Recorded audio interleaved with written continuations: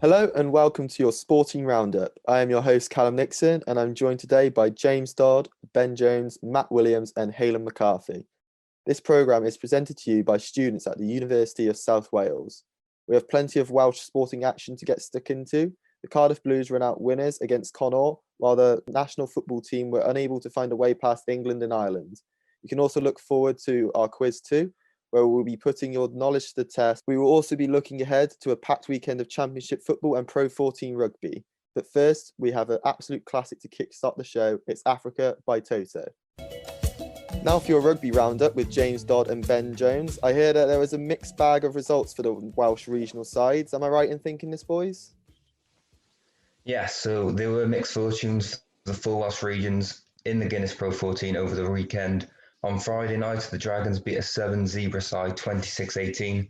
On Saturday, the Ospreys fell to a 24-12 defeat to Ulster at the Liberty Stadium, whilst the Blues gained a valuable bonus point win over Connacht. Finally, the Scarlets lost to Glasgow 27 at Scottstown.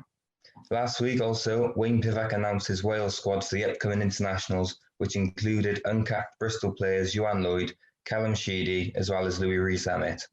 Right, so Ben, we'll start with the Pro 14. What did you make of the Blues? Yeah, they kind of didn't hit second, didn't go up a gear really until the second half, kind of late towards the second half, did they? They played well, they got the bonus point, which is good. But yeah, they weren't their best in the first kind of 60, 70 minutes. Would you say that as well? Yeah, I think I definitely agree with that. I think the last 20 minutes they came into their own, but the first half they were the better side, made a couple of line breaks, but couldn't really get over the try line. Thought Halim Amos played extremely well. Seb Davis, Shane Lewis-Hughes as well. So and they've shown the first 2 weeks that they can play well defensively and in attack. Zebra, for the majority of the game, they were down to 14 men and only conceded 6 points. Connacht again only conceded 7 points. And then, that last 20 minutes, those tries to get that bonus point really showed what they can do when they've got a full strength team in attack. And so also on Friday night, the Dragons beat Zebra. What did you make of them? Yeah, again, they weren't at their best either, but they still came away with a win, which is always obviously a bonus. If you don't play your best and come away with a win, you're going to take it no matter what. They're going to have stuff to work on. Obviously, it's always good to see people like Jamie Roberts back to kind of what he is, that big kind of player that can make breaks and stuff. And obviously, Jordan Williams was just a constant thorn in the side of Zebra, wasn't he? With 2 tries, and he just every time he got the ball, it looked like he was dangerous. Yeah, I completely agree. I think, Jordan Williams shows the flair that the Dragons have in that back line. Jamie Roberts shows the experience, the solid, figure that he brings in the centre. So, they're looking pretty good. I thought it was really good to see Roberts get his first try for the Dragons as well. But they have got a lot to work on. They had a lot of sloppy errors. And they were the far better team against the poor Zebra side at home. Obviously, there's no crowd, but they were only able to win by 8 points. And you think, if they're playing a better team, Munster, Ulster, they're going to get beaten. But they've got a lot to look forward to this season. They've got some very good experienced players. Richard Hibbard, Roger Williams at 9. So when Wales are playing these next few weeks, they're still going to have a solid team. What do you make of the Sam Davis missing the conversions? Yeah, again, that's another point well made against in a closer game against better teams. That is just unacceptable, really, and that could easily cost you 8 points with conversions. They weren't the easiest of kicks, and he was a bit unlucky, but you've got to be nailing those, and if he does want to be in the Welsh squad, he's got to make sure his kicking percentage is 80-90%. And so moving on with the Ospreys game, lost 24-12. Looked like they were back to their normal self last season. Really, really poor. Yeah, it was kind of obviously the highs of last week with the win at Edinburgh. They must have been going into this game against a strong Ulster side with thinking, they can kind of cause a bit of an upset here. But in the end, I think it was probably just a step too far, and they've got to go back to the drawing board. TV pundit Stephen Ferris said it was extremely poor and it was kind of really abysmal in the end, to be honest, which is strong words for Ospreys. Yeah, he's not wrong though, really. I think, overall their line out was poor. They missed too many tackles and they didn't really offer much in attack. It was pretty, which is surprising. They have the likes of Webb. But, it's just one of those things. Like you said, Shane Williams said it, back to the drawing board. And, they just got to focus on, 2 weeks' time in the next game because they do need to put that poor 80 minutes right. And so finally, out of the 4 regions, Scarlets losing 27 away to Glasgow, down to 14 men. What did you think of that? Well, it was always going to be hard, wasn't it, going up north? But you're not gonna. It's not gonna help it when one of your players gets sent off a silly tackle as well. Really, wasn't it? There wasn't any need to do it, but obviously it's a bit bittersweet. It was a tough game, but Samson Lee obviously going over for a try on his 150th appearance for Scarlets, which is a good personal achievement for him. But I'm sure he'd rather if the team kind of got the points first. Yeah, I completely agree. He's been a fantastic servant to the Scarlets and Welsh Rugby, so it's good he got rewarded for that. And like you said with the tackle, it was definitely red, shoulder to the chin with force. And against a team like Glasgow, they're not firing on all cylinders just yet, but you are making it incredibly difficult for yourself. So how this makes the conference look: the Dragons currently sit 4th, and the Ospreys are 5th in Conference A, whilst in Conference B, the Blues sit on top with two wins out of 2, and the Scarlets with 0 wins are 4th. So moving on, we have the Welsh squad announcement for the upcoming international games in the next few weeks. 7 uncapped players, including Callum Sheedy. What do you think of that, Ben? Yeah, it's obviously it's a strong squad. I feel like it includes obviously all the people you'd expect to be in there. Obviously, people like Ross Moriarty, Josh Adams. Like to see Louis Rees-Zammit finally make his debut because I think he's a really hot prospect, and yeah, I kind of expected to see him in the Six Nations, really, didn't you? He could have brought something a bit different, but yeah, it'll be really good to see him, just to see all the kind of debutants, see if they can actually kind of make a kind of statement to get into the team for obviously the Autumn Cup, and then kind of further maybe into the Six Nations. Yeah, I completely agree. I think when you look at the squad, the amount of youth 7 uncapped players, it really does show the strength and depth Wales are building now, and they are and they'll keep building that to the 2023 World Cup in France. So it is exciting. Back row, Josh McLeod, most turnovers won for the Scarlets last year. There's so many good players in the back row. So there are exciting times. It'll be interesting to see what the international games do for the regional sides. Obviously, a lot of players will be missing for them, so it is going to be interesting. But I think overall, it's a pretty exciting time for Welsh rugby.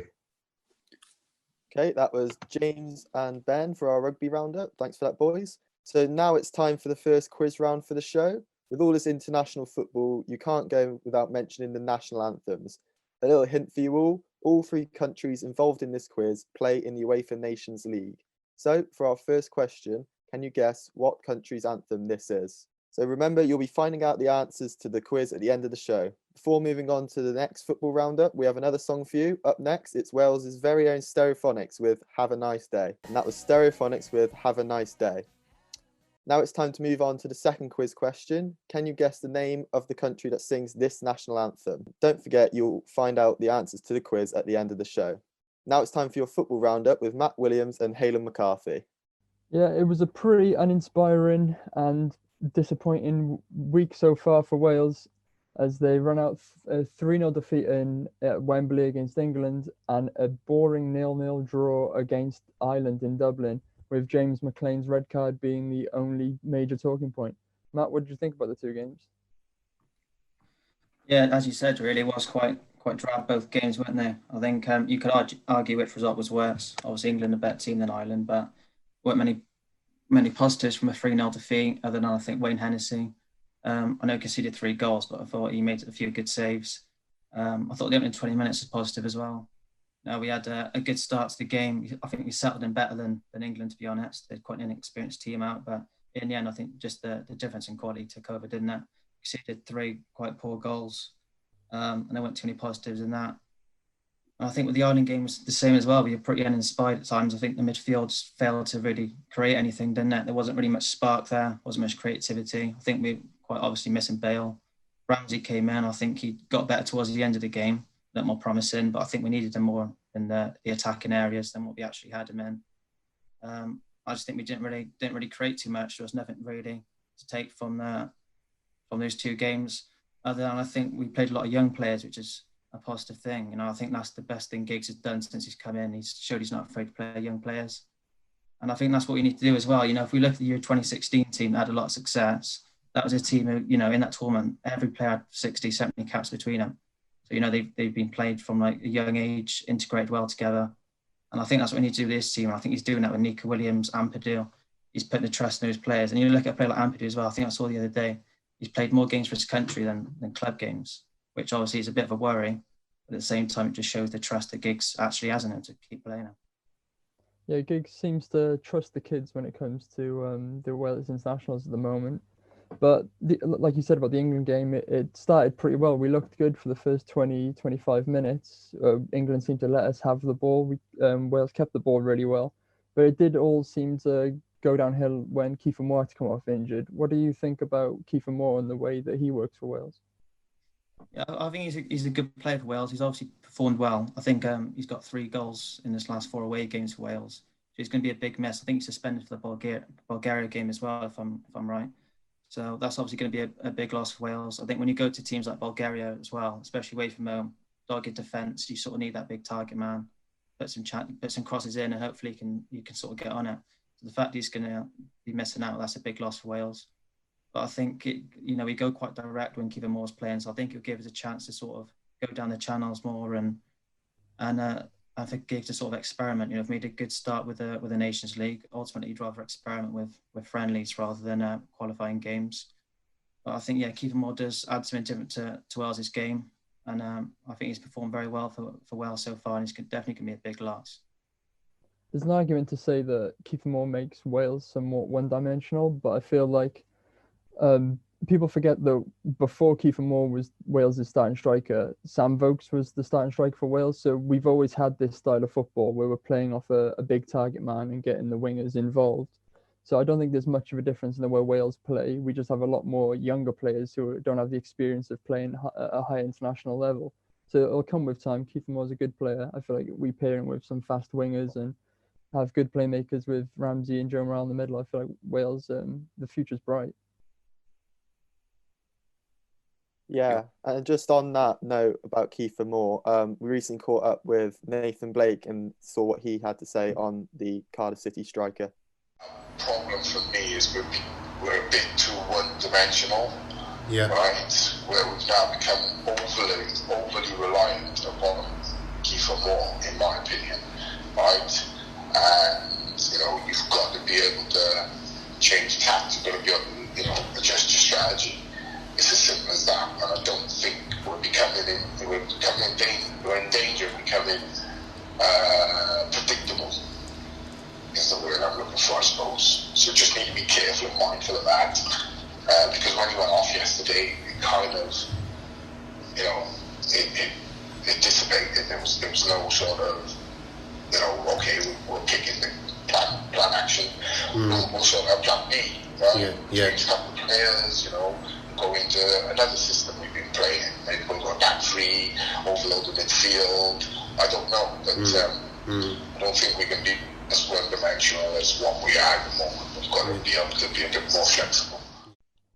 Okay, moving forward to the championship games on the weekend. Swansea play Huddersfield at home, and Cardiff travel to Preston North End in an away game. What do you think about Swansea and Cardiff's chances on the weekend? Yeah, I think in terms of Swansea, they have to go into the game as favourites. I think they made a very good start to their campaign so far. 4th in the championship as well, I think. 3 wins from 4 games and a draw. So they've started well. Good win last weekend, the weekend before against Wycombe, 2-0. A poor Wycombe side are probably going to go down again. But, you know, they've got their attacking players in form. Andre Ayew and Jamal Lowe, both in form, both scoring goals. And I think they've got to be made favourites for that game. I think the game's at home as well, so you'd have to make Swansea favourites for that game. Yeah, Swansea, great start to the season. In the first 4 games, scoring 5, conceding 1 goal. Defensively, they've been very solid. And Huddersfield, struggling so far, 19th in the table, 4 points from the first 4 games. The Swansea are definite favourites for me. And looking at Cardiff and Preston, pretty much the same start to the season, both again on 4 points. And a lot of talking point with the transfer window still being open in the Championship. You're looking at Cardiff City, Callum Patterson leaving the club, and looking at replacements of Corley Woodrow and Charlie Austin. What do you think about what Cardiff should do in the transfer window? Yeah, obviously Callum Patterson's a player I know very well, as you know. I've been a big fan of him for a while. A very versatile player. That's obviously a big loss for Cardiff. You know, you lose a striker, midfielder, and a defender all in one. It's good seeing for the club and a bit of a fan's favourite. So obviously Cardiff need to sort of reinvest that money. I think the most disheartening thing with Cardiff fans is the amount of money that he's gone for. I think it's an undisclosed fee, but for like £500,000. So it's not a lot of money for him. I think he's just in 26. So they need to reinvest that money. I think Charlie Austin would be a good signing. I think that's rumoured to be on loan. That would sort of give a bit of competition for Kiefer Moore, give him some like backup and some more firepower going forward for Cardiff. I think they're looking at Woodrow as well. I think him and Kiefer Moore got 33 league goals between them a couple of years ago. So to see them linking up, that'd be a good move for Cardiff.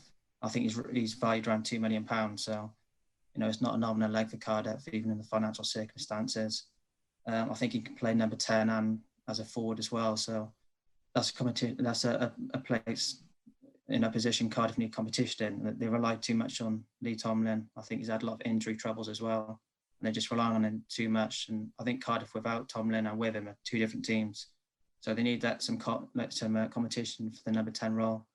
I think someone like Harry Wilson or something like that on loan from Liverpool, someone like that, just to show some ambition from Cardiff. And I think, you know, if you look at the league this season, I think it's wide open. There's no standout teams like Leeds or West Brom from last season. Fulham have obviously gone up. Brentford are losing their best players. So I think the Cardiff fans just want to see a bit of ambition from the team this season, because as the best of the rest team, Cardiff are likely to go up if they invest properly. Yeah, Callum Patterson kind of fell out of favour with the Cardiff fans over the past few years after a great Championship campaign when they went up. But I think Corley Woodrow would be a great signing apart from Charlie Austin, due to the fact that he's played football with Kiefer Moore. They know each other's game very well. And with Charlie Austin's another big physical striker, Corley Woodrow knows how to play with Kiefer Moore. He plays multiple positions. I think it'd be a great signing for Cardiff. Okay, thanks for that, boys. And now for the final quiz question before we reveal the answers to you. Will you have all 3 correct? This is anthem number 3. And now, before we reveal the answers to you, here is Bryan Adams with Summer of '69. Okay, now it's time for the answers to the quiz. Before we reveal to you the answer to question 1, we are going to play it again to give you a little refresher. And the answer is Greece. The anthem is called Hymn to Liberty and comes from a poem written by Dionysios Solomos and has been the national anthem since 1865. Here is your reminder of anthem number 2. The answer is Italy. It was written by Goffredo Mameli, Il Canto degli Italiani, which is the opening line of the anthem, means Brothers of Italy. And here's your reminder for the final anthem, and the answer is Israel. The Israeli national anthem was written by the Hebrew poet Nathanael Hertz Imber in 1878, but was only made the Israeli national anthem in 2004. And there you have it. We hope you all did well in that quiz, and well done to you if you managed to get all 3 right. And finally, despite Wales's disappointing result against England last week, we managed to catch up with ex-Wales international David Giles. Giles, who didn't only feature in a Wales versus England game, but was on the winning side as Wales came out 4-1 winners against England in the fixture in 1980 at the racecourse in Wrexham.